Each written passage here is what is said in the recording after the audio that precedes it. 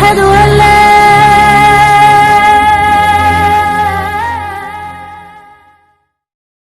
سیدنا عثمان غنی رضی اللہ عنہ کے خلاف سازشوں کا بازار جن لوگوں نے گرم کیا ان کا سردار عبداللہ بن سبا تھا۔ یہ یہودی نسل کا ایک مکار آدمی تھا۔ اس نے پرہیزگاری کا لباس اوڑھ رکھا تھا۔ لوگ اس کی باتوں میں آتے چلے گئے۔ بے شمار لوگوں کو اس نے اپنا ہم خیال بنا لیا۔ اس نے سیدنا عثمان غنی رضی اللہ عنہ اور ان کے گورنروں کے خلاف لوگوں کو بھڑکانا شروع کر دیا۔ وہ ان کے ہر کام میں نقص نکالنے لگا، ان پر بے جا الزامات لگانے لگا۔ بہت سے کمزور ایمان والے لوگ اس کے گرد جمع ہو گئے۔ ان میں ایسے لوگ بھی تھے جو نئے نئے مسلمان ہوئے تھے، ان میں ابھی پختگی نہیں آئی تھی۔ کوفہ، بصرہ اور مصر میں اس نے سازشوں کا جال بچھا دیا۔ یہ جال اس قدر مہارت سے بچھایا گیا کہ بعض نیک دل لوگ بھی شک میں پڑ گئے کہ کہیں واقعی تو ایسا نہیں ہے۔ ایسے لوگوں میں بھی بے چینی پھیل گئی۔ پھر بے چینی کی یہ لہر مدینے کے لوگوں تک جا پہنچی۔ عبداللہ بن سبا اور اس کے حامیوں نے فتنے اور سازش کی یہ آگ الزامات کے ذریعے لگائی۔ اس نے الزام لگایا کہ عثمان غنی رضی اللہ عنہ نے اپنے رشتہ داروں کو خوش کرنے کے لیے انہیں بڑے بڑے عہدوں پر مقرر کر رکھا ہے۔ انہوں نے بیت المال سے بڑی بڑی رقمیں ایسے لوگوں کو دیں جو ان کے حقدار نہیں تھے، بلکہ زیادہ تر ان کے رشتہ دار تھے۔ طرابلس کی جنگ سے جو مال غنیمت حاصل ہوا اس کا 5واں حصہ بیت المال کا حق تھا، لیکن انہوں نے مصر کے گورنر عبداللہ بن سعد کو دے دیا۔ جب سیدنا عثمان غنی رضی اللہ عنہ تک یہ باتیں پہنچیں تو انہوں نے بھرے مجمع میں ان الزامات کے یہ جوابات دیے۔ میں نے ان لوگوں کو خوش کرنے کے لیے نہیں بلکہ لائق، بہادر اور بھروسے کے قابل سمجھ کر اونچے عہدوں پر مقرر کیا ہے۔ میں اپنے خاندان والوں سے واقعی محبت کرتا ہوں، لیکن ان کی خاطر ظالم نہیں بن سکتا۔ میں ان کے صرف وہی حق ادا کرتا ہوں جو واجب ہیں۔ ان کو دل کھول کر دیتا ہوں تو بیت المال سے نہیں، اپنے ذاتی مال میں سے دیتا ہوں۔ مسلمانوں کا مال میں اپنے لیے حلال سمجھتا ہوں اور نہ کسی دوسرے کے لیے۔ طرابلس کی لڑائی میں عبداللہ بن سعد اسلامی فوج کے سپاہ سالار تھے۔ میں نے ان سے وعدہ کیا تھا کہ اگر آپ لڑائی میں کامیاب ہوئے تو غنیمت کے مال کا 5واں حصہ آپ کو دیا جائے گا۔ فتح کے بعد میں نے اپنے وعدے کے مطابق یہ حصہ انہیں دیا، لیکن جب دوسرے مسلمانوں نے اس بات کو پسند نہ کیا تو میں نے یہ حصہ ان سے لے کر بیت المال میں جمع کرا دیا۔ اب اس میں اعتراض والی بات کون سی رہ گئی؟ اس کے علاوہ ان پر ایک چراہ گاہ کے بارے میں بھی الزام تھا۔ یہ چراہ گاہ مدینے کے قریب بنائی گئی تھی۔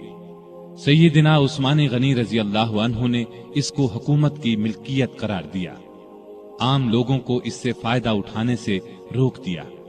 اس الزام کے جواب میں انہوں نے یہ کہا کہ اس چراہ گاہ کو مجھ سے پہلے ہی سرکاری بنا دیا گیا تھا تاکہ سرکاری گھوڑے اور اونٹ وہاں چر سکیں۔ میں نے اس میں عام لوگوں کو مویشی چرانے سے نہیں روکا۔ میرے پاس تو صرف 2 اونٹ ہیں جو میں نے حج کے لیے رکھ چھوڑے ہیں۔ خلافت سے پہلے میں سب سے زیادہ اونٹوں اور بکریوں کا مالک تھا۔ اب ان 2 اونٹوں کے سوا میرے پاس کوئی جانور نہیں ہے، یعنی میں اس چراہ گاہ میں اپنے مویشی نہیں چراتا۔ ان کے علاوہ سیدنا عثمان پر اور بھی ایسے الزامات لگائے گئے تھے جن کی سرے سے کوئی حقیقت ہی نہیں تھی۔ بعض باتوں کا بتنگڑ بنا دیا گیا تھا۔ ادھر فساد پھیلانے والے لوگ کسی بات کے جواب پر کوئی توجہ نہیں دیتے تھے۔ ان کی تو بس ایک ہی ضد تھی کہ سیدنا عثمان کو خلیفہ نہ رہنے دیا جائے۔ جب یہ لوگ دوسروں کو کھلم کھلا بغاوت پر ابھارنے لگے تو سیدنا عثمان نے صوبوں کے تمام گورنروں کو مدینے میں طلب کر کے ان سے مشورہ کیا کہ اس شورش کو کیسے رفع کیا جائے۔ بعض نے رائے دی کہ فساد پھیلانے والوں کو سخت سزائیں دی جائیں، لیکن سیدنا عثمان بہت نرم مزاج تھے، ایسا کرنا پسند نہ کیا۔ دوسری کسی رائے پر بھی اتفاق نہ ہو سکا۔ سارے گورنر اپنے اپنے علاقوں کی طرف واپس روانہ ہو گئے۔ ان کے جانے کے بعد سیدنا عثمان نے شورش دور کرنے کے لیے 3 کام کیے۔ ایک یہ کہ کوفے کا گورنر سعید بن عاص کی جگہ بزرگ صحابی ابو موسیٰ اشعری کو مقرر فرمایا، کیونکہ کوفے کے باغی سعید بن عاص کے دشمن بن چکے تھے اور انہوں نے یہ مطالبہ کیا تھا کہ ابو موسیٰ اشعری کو کوفے کا گورنر بنایا جائے۔ دوسرا یہ کہ چند صحابہ کو تمام صوبوں میں یہ تحقیق کرنے کے لیے بھیجا کہ لوگوں کی جائز شکایات کیا ہیں اور ان کو کیسے دور کیا جا سکتا ہے۔ تیسرا یہ کہ ملک بھر میں اعلان کرا دیا کہ جس کسی کو مجھ سے یا میرے کسی حاکم سے کوئی شکایت ہو وہ حج کے موقع پر پیش کرے، میں یہ شکایت دور کر دوں گا اور ظالم سے مظلوم کا حق دلاؤں گا۔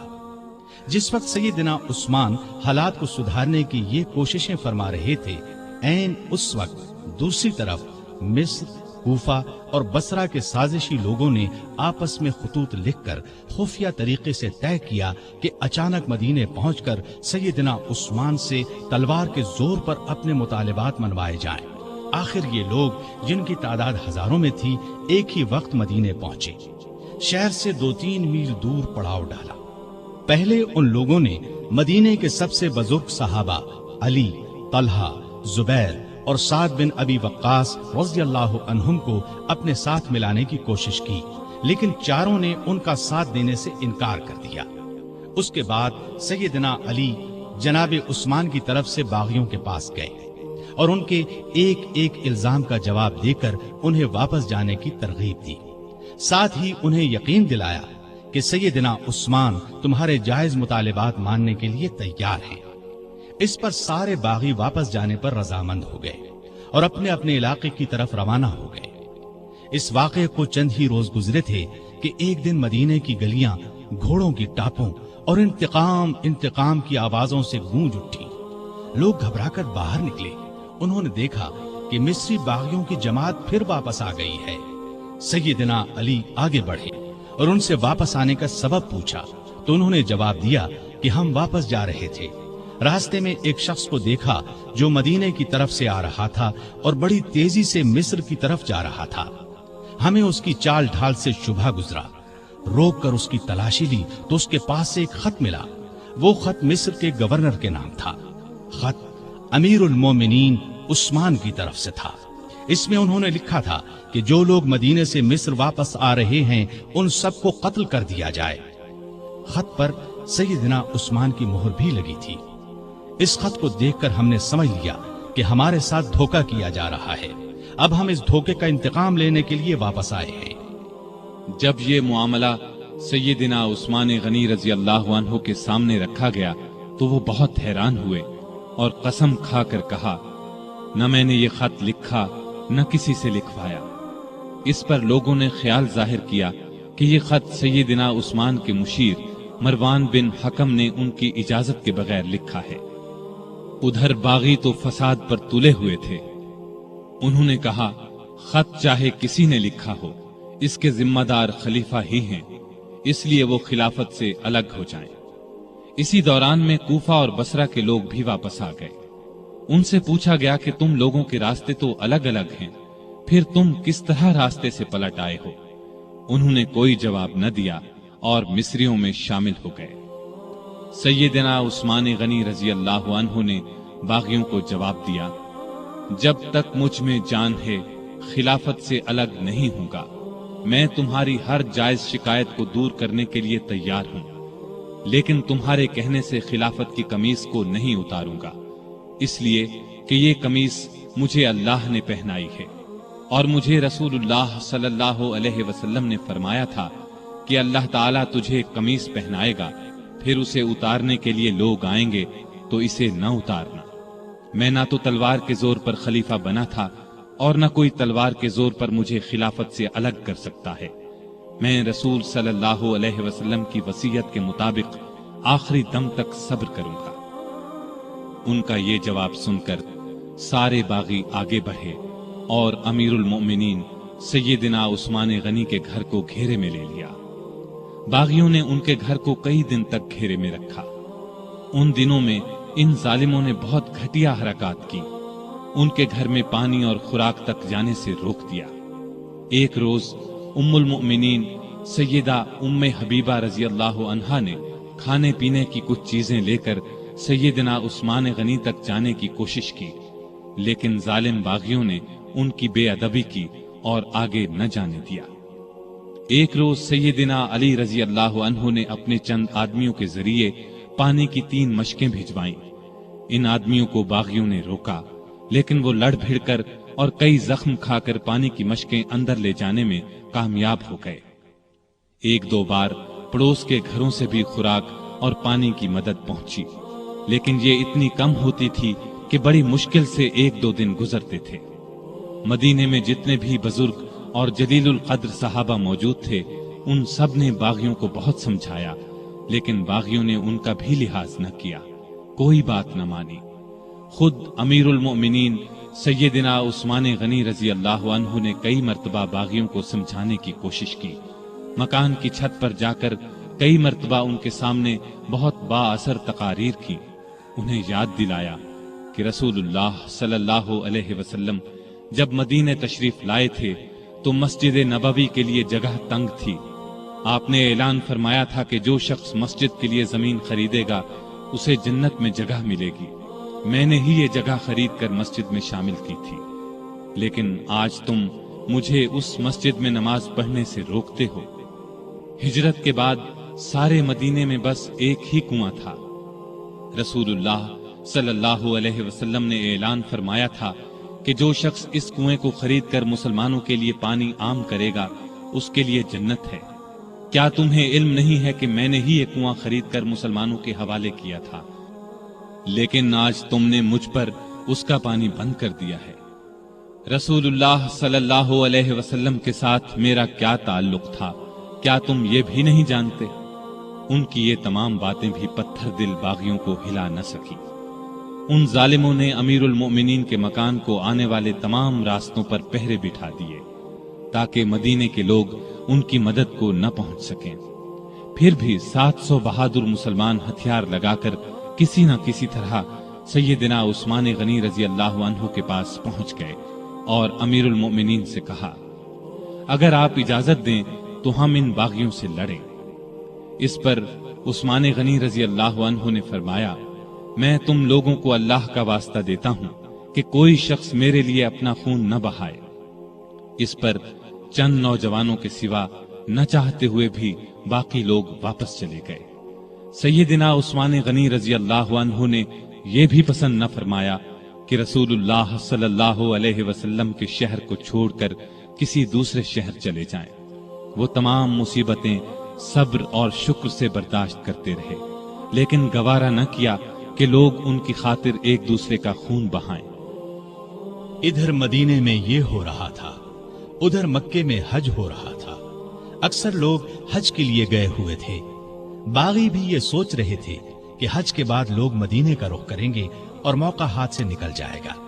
چنانچہ وہ سیدنا عثمان کے قتل کا مشورہ کرنے لگے۔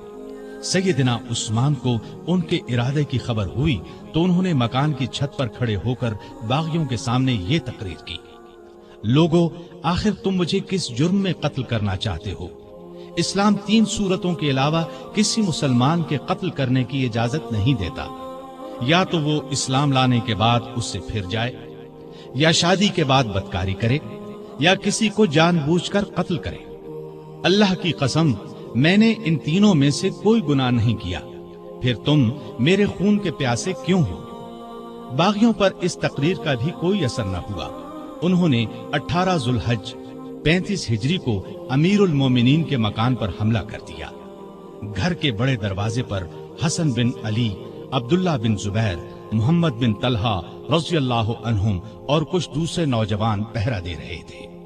انہوں نے باغیوں کا زبردست مقابلہ کیا اور زخم کھا کر بھی انہیں اندر داخل نہ ہونے دیا۔ اب 4 باغی ساتھ کے ایک مکان کے ذریعے دیوار پھاند کر اندر داخل ہو گئے۔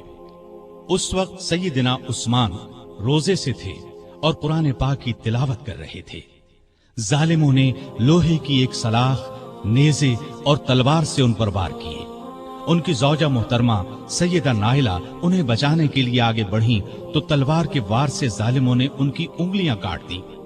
اس طرح ظالموں نے 82 سالہ نہتے امیر المومنین سیدنا عثمان رضی اللہ عنہ کو شہید کر دیا۔ इन्ना लिल्लाहि व इन्ना इलैहि राजिऊन। उन्हें शहीद कर दिया जिन्होंने अपने आप को बचाने के लिए उनका खून बहाना पसंद नहीं फरमाया था, वरना वो फौज बुलाकर उन सबको कत्ल करवा सकते थे। उनका खून कुरान के इन अल्फाज पर गिरा, फसयकफीकहुमुल्लाह। वो जुमे के दिन का तीसरा पहर था। उनकी शहादत की खबर सुनकर लोग सन्नाटे में आ गए। उनके गुमान में भी नहीं था कि बात यहां तक पहुंच जाएगी। जनाजा रात के वक्त ले जाया गया। डर था कि बागी नाश की बेहुरमती न करे। इस मजलूम शहीद को बकीउल गरकद अल मारूफ जन्नतुल बकी में दफन किया गया। आप बहुत खूबसूरत थे, हमेशा साफ सुथरा लिबास पहनते थे, लेकिन ऐसा लिबास नहीं पहनते थे जिससे गुरूर पैदा हो। घर के अफराद को भी ऐसा लिबास नहीं पहनने देते थे। ग़िज़ा आमतौर पर सादा और नर्म खाते थे। अपनी रोजी कपड़े और गल्ले वगैरह की तिजारत से कमाते थे। बहुत दयानतदार और कामयाब ताजिर थे। अपनी दौलत अल्लाह के रास्ते में लुटाते रहते थे। बहुत ज्यादा सफाई पसंद थे। जिस दिन से मुसलमान हुए थे हर रोज गुस्ल फरमाते थे। खुशबू बहुत पसंद थी। फर्ज नमाजों और रोजों की सख्ती से पाबंदी के अलावा नफली इबादत भी बहुत करते थे। अक्सर तीसरे दिन रोजा रखते। रात को सिर्फ इतना खाते कि इंसान जिंदा रह सके। बाज औकात तो सारी रात इबादत में गुजार देते। कुरान मजीद की तिलावत का बहुत ज्यादा शौक था। तिलावत के बगैर कोई दिन न गुजरता था। हर साल हज के लिए जाते। आखिरी साल बागियों के मुहासरे की वजह से न जा सके। लिखना पढ़ना जानते थे। वही की किताबत भी करते थे। वही नाजिल होती तो अक्सर नबी करीम सल्लल्लाहु अलैहि वसल्लम उन्हें लिखने के लिए बुलाते। कुरान के बहुत बड़े आलिम और हाफिज थे। रसूलुल्लाह सल्लल्लाहु अलैहि वसल्लम की 146 अहादीस आपके जरिए से उम्मत तक पहुंची। शरीयत के मसाइल से बखूबी वाकिफ थे। लोग उनसे मसले पूछते थे। नबी करीम सल्लल्लाहु अलैहि वसल्लम की दूसरी बेटी सैयदा उम्मे कुलसूम की वफात के बाद आपने कुछ और निकाह भी किए। 9 या 7 बेटियां और 8 बेटे हुए। 2 बेटे बचपन ही में फौत हो गए। उनके एक बेटे अबान ने शोहरत पाई। बनु उमैया की हुकूमत में ऊंचे ओहदों पर काम किया। हया सैयदना उस्मान में बहुत ज्यादा थी। हत्ता के फरिश्ते भी उनसे हया करते थे। अल्लाह का खौफ बहुत था। मौत, कब्र और क़यामत का हर वक्त ख्याल रहता। आपकी सखावत इंतहा को पहुंची हुई थी। कोई दिन ऐसा नहीं गुजरता था जिसमें वो खैरात न करते हों। वो अल्लाह ताला के इस इरशाद की मुकम्मल तस्वीर थे। जो लोग जरूरतमंदों के लिए दिल को तंग किए बगैर अपना माल खर्च करते हैं वही कामयाब हैं। सैयदना उस्मान गनी रजी अल्लाह अन्हु ने बेर रूमा खरीदकर मुसलमानों के लिए आम कर दिया। मस्जिद नबवी की तौसी के लिए जमीन खरीदी। सैयदना अली रजी अल्लाह अन्हु की सैयदा फातिमा रजी अल्लाह अन्हा से शादी का मौका आया तो उन्होंने अपनी जिरा सैयदना उस्मान रजी अल्लाह अन्हु के हाथ 480 दिरहम में बेच दी। उस्मान रजी अल्लाह अन्हु ने इस रकम के साथ वो जिरा भी उन्हें वापस तोहफे में दे दी। तबूक के मौके पर तो उनकी दरिया दिली की इंतहा न रही। कहत के मौके पर गले से लदे हुए ऊंट लोगों में तकसीम कर दिए। हर जुमे को एक गुलाम आजाद करते थे। किसी जुमे न कर पाते तो आइंदा जुमे 2 गुलाम आजाद करते।